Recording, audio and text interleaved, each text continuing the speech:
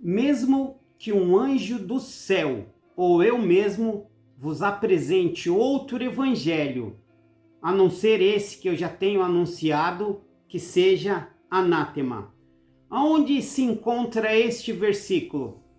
Está em Gálatas 1, do 8 ao 9. Paulo, quando estava administrando a sua pregação, ele advertiu sobre isso. Então, sem enrolação, hoje eu vou direto. Versículo 8. Mas ainda que nós mesmos ou um anjo do céu vos anuncio outro evangelho, além do que já nos tenho anunciado, seja anátema. 9. Assim como já vos dissemos agora, de novo também vos digo, se alguém vos anunciar outro evangelho, além do que já recebeste, seja anátema, seja excluído, porque não se encontra dentro da visão. Então eu quero deixar claro para vocês que o apóstolo Paulo, ele estava dizendo que ele já estava anunciando o verdadeiro evangelho. E se porventura aparecesse outro evangelho, que deveria ser excluído automaticamente. O que isso quer dizer? Bom, eu vejo muito no meu dia a dia e nas redes sociais que agrega este versículo algum tipos de igreja.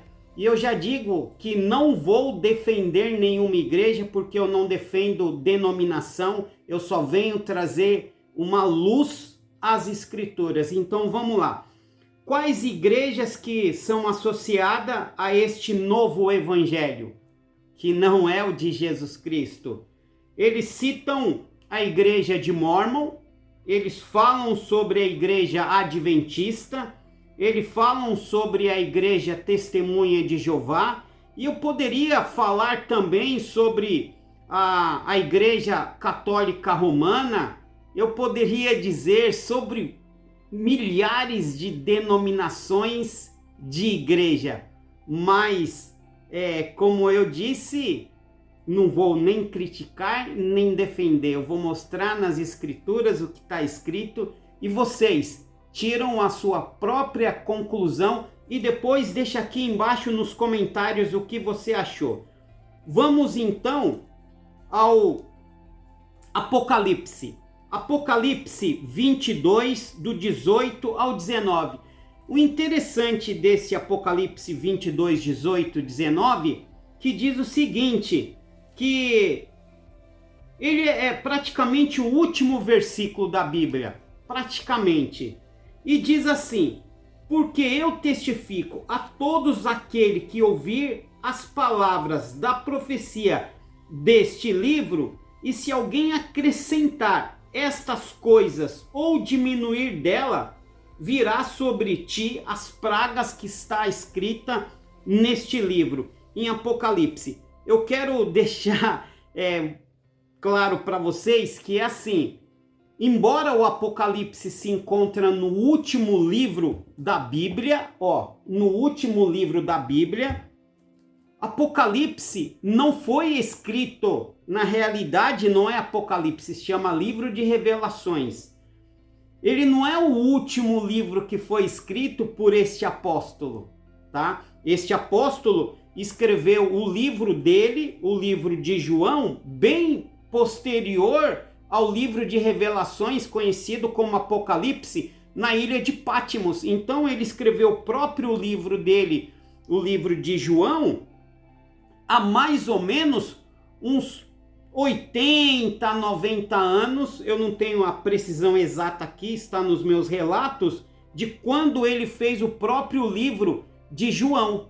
Então, o livro de Apocalipse ele escreveu primeiro e o livro dele ele escreveu posterior.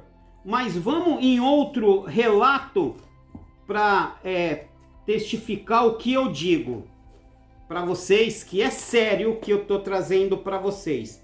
Está em Deuteronômio 4, 2. Não acrescentais a palavra que vos mando, nem diminuir dela, para que guardeis os mandamentos do Senhor vosso Deus que eu vos mando.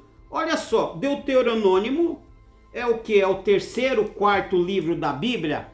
Lembrando vocês de novo, os livros ele era um pergaminho, que um foi escrito antes, depois foi escrito outros, e no concílio lá de Niceia, em 300, 400 depois de Cristo, que foi colocado na ordem que se encontra, mas eles não foram escritos nesta ordem.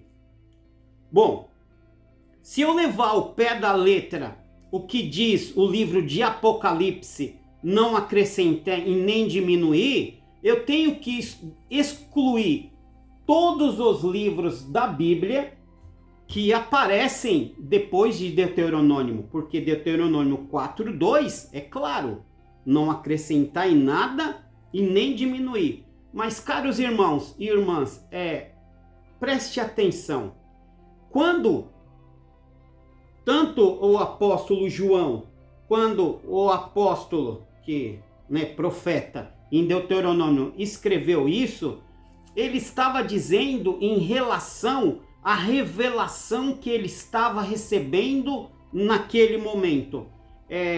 Eu não quero ser soberbo nem nada disso, mas hipoteticamente, vamos, que Deus apareceu para mim.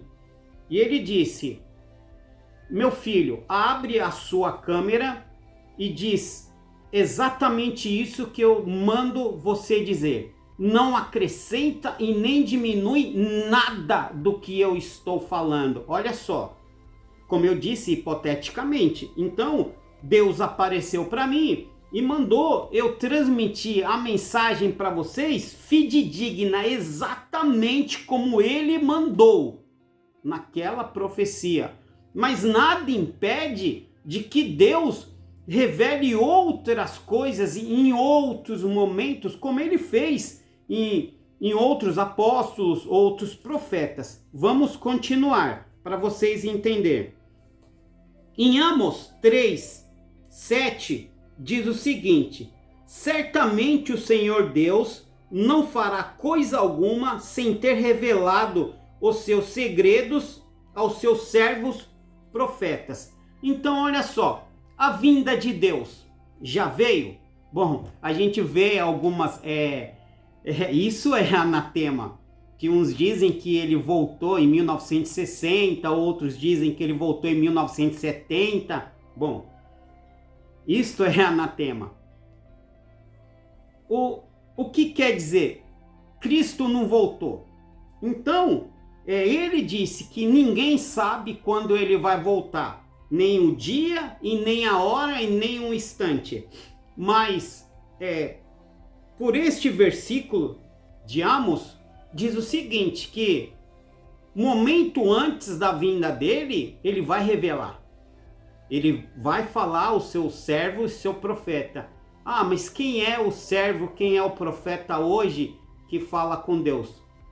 Bom, você tem que analisar as escrituras, porque ele diz que as escrituras testificam de mim, e pelos seus frutos vos conhecerei. Então, se você segue um líder e ele distorce as escrituras, ele vive uma vida mundana, né?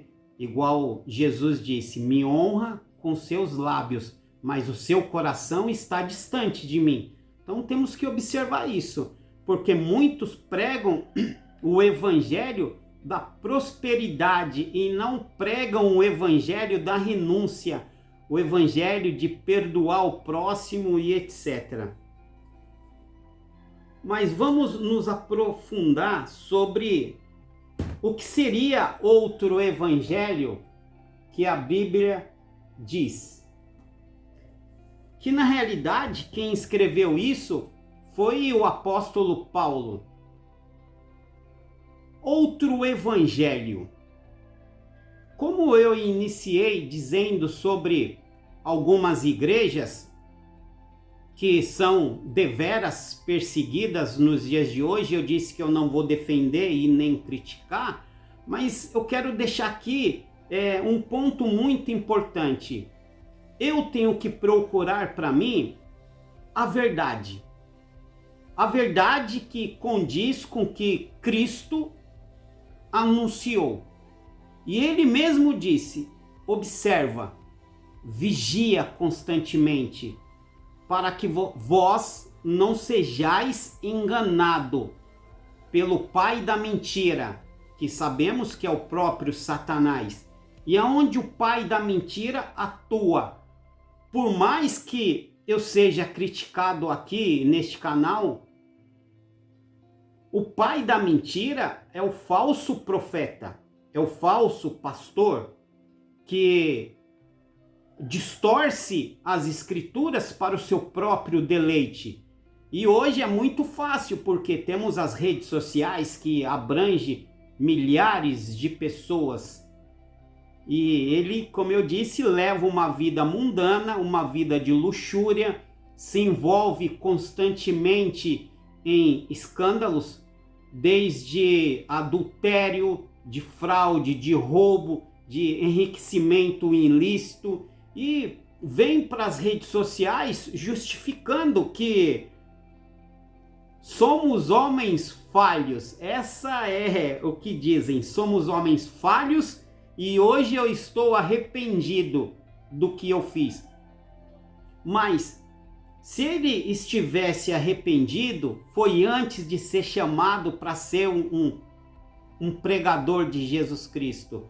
A partir do momento que ele é um pregador de Jesus Cristo e cai, automaticamente ele se coloca quase ali, fazendo uma analogia, de novo hipoteticamente, ao papel de Judas, porque Judas, ele recebeu a orientação de Jesus Cristo, ele vivia o evangelho e mesmo assim escolheu cair, né? Então, se temos pastores que estão envolvidos em tudo isso que eu disse, adultério, roubo, prostituição, lavagem de dinheiro, enriquecimento ilícito, ele é um pastor, ele diz que é um profeta e faz tudo isso, ele é Judas, porque ele vive a lei das escrituras, ele diz que Deus fala com ele e ele faz tudo isso, então ele é o pai da mentira, ele é aquilo que as escrituras diz, que seriam os falsos profetas que pregariam em meu nome. Como eu disse, deixa aqui embaixo se vocês concordam. E depois eles vêm e dizem o seguinte: estou arrependido do que fiz. Irmãos, o nosso papel é vigiar, porque é a nossa salvação que está em risco. E quando alguém prega uma heresia, eles fazem com que nós também vivemos aquilo que ele está pregando. E como Jesus Cristo disse, raça de víbora, falando para os senhores da lei antigamente, vocês trancam a porta do céu, olha só que importante, eles trancam a porta do céu ensinando heresias, eles mesmos não entram no reino do céu e não deixa que ninguém entra, olha só. Então, hoje vemos que muitos dizem que somente a fé salva. Entre aspas, eu concordo com isso. E outros dizem que a graça salva, né? Eu também concordo, entre aspas. Mas como o apóstolo disse o seguinte: mostra-me as suas obras sem a sua fé. Então, o que é fé? É obra. O que é graça? É Deus saber que mesmo eu fazendo as minhas obras, eu não tenho condição de me tornar imortal, eu entrar no reino do céu sozinho, porque eu tenho que comer da árvore da vida. E quem vai me dar esse maná, esse manjar dos deuses? É Ele. Ele que vai estender a mão, essa é a graça. Ele vai falar: filho, vem. Esta é a graça, mas a graça, junto com a fé e a misericórdia, ela só é aplicada depois de você fazer tudo que está no seu alcance. Não você se batizou e fala que tem fé, faz orações fervorosas com palavras bonitas e gentis, gritando aos montes, nas praças públicas, mas o seu coração está corrompido de amargura. Você olha para trás, trazendo rancor das pessoas que te magoaram, enquanto Jesus Cristo disse: perdoa, porque do jeito que você perdoa, assim eu e meu Pai vai te perdoar. Mas você quer o perdão de Deus, mas você não consegue perdoar os seus irmãos, você não consegue perdoar o seu cônjuge que te traiu e te abandonou, você não consegue perdoar as ofensas que te fizeram no decorrer dessa nossa vida.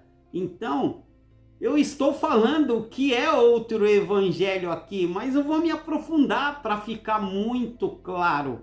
O que é outro evangelho?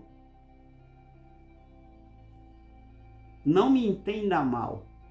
O evangelho de Jesus Cristo é outro evangelho.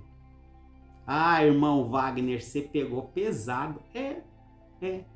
Porque o evangelho de Jesus Cristo, esse evangelho aqui, ó, é outro evangelho. Ele é outro evangelho quando ele é distorcido pelo pai da mentira e pregado aos montes, tanto aos montes de Sião, quanto nas praças públicas, nos templos, nas igrejas, nas sinagogas. Ele é anatema quando ele é distorcido. Quando ele é pregado sem renúncia, que você não tem que dar a sua face quando você recebe uma ofensa, quando você faz um banquete na sua casa com desperdício, comendo mais do que é necessário e não faz uma doação aos pobres, quando você não larga os programas impróprios e leva uma vida digna, quando você ama Jesus Cristo da boca para fora, mas o seu coração está corrompido, quando diz que por fato de Deus ser o rei do ouro e da prata, você também tem que ser rico e não aceitar menos que isso. Isso é outro evangelho, porque quem ofereceu riqueza foi Satanás lá no deserto para Jesus Cristo. Jesus Cristo pregou o contrário. Me segue. Traga a mim os seus fardos. Traga a mim os seus labores. Traga a mim tudo aquilo que consome o seu coração e sua mente, porque o meu fardo é leve e suave. E aqui eu trago outra reflexão mais profunda. Eu sou evangélico, sigo a Jesus Cristo e o fardo é pesado. Sabe por que o fardo é pesado? Porque ainda você não aprendeu a perdoar. Você não aprendeu a deixar as coisas no passado. Quando você carrega sobre si o luto daquele ente querido que faleceu, quando você não perdoa os seus agressores, quando você não se compadece pelas pessoas que sofrem e nem pelo seu próprio sofrimento. Por isso que o nosso fardo não é leve. Quando você aprender que as pessoas que falam mal de você, elas não sabem o mal que elas estão trazendo sobre a própria vida delas. Tudo bem, ela está prejudicando a sua vida, mas ela está prejudicando a vida dela também, porque ela não entrará no reino dos céus. Isso é um novo evangelho. Isso é anatema. quando você entende que para entrar no reino dos céus, você tem que ser uma pessoa mais pura, um coração mais santificado, nascer do Espírito, como Jesus Cristo disse, porque aquele que é carne, e a carne não habitará no reino dos céus, porque os desejos da carne não condiz com os planos de Deus. E para renascer do Espírito, você tem que abandonar essa antiga pessoa que é você e nascer de fato pro Espírito. E renascer do Espírito é um processo longo e demorado. Então, meus queridos irmãos e irmãs, eu espero que vocês tenham entendido que se eu critico a igreja X, os mormons, os adventistas, a Testemunha de Jeová, a igreja católica, metodista, assim, quadrangular, qualquer uma igreja, quando eu critico a outra igreja, é porque ainda eu não estou vivendo o Evangelho. E Jesus Cristo disse: hipócrita, tire primeiro a trave do seu olho, e você vai enxergar tudo com mais clareza. É isso. Eu espero que você se inscreva no canal, compartilha e manda esse vídeo para as outras pessoas que precisam ouvir isso. Que a salvação não é individual. Eu fiz um vídeo falando sobre isso e vou deixar aqui. A salvação não é individual. Fique em nome de Jesus Cristo. Amém. Vejo vocês no próximo vídeo.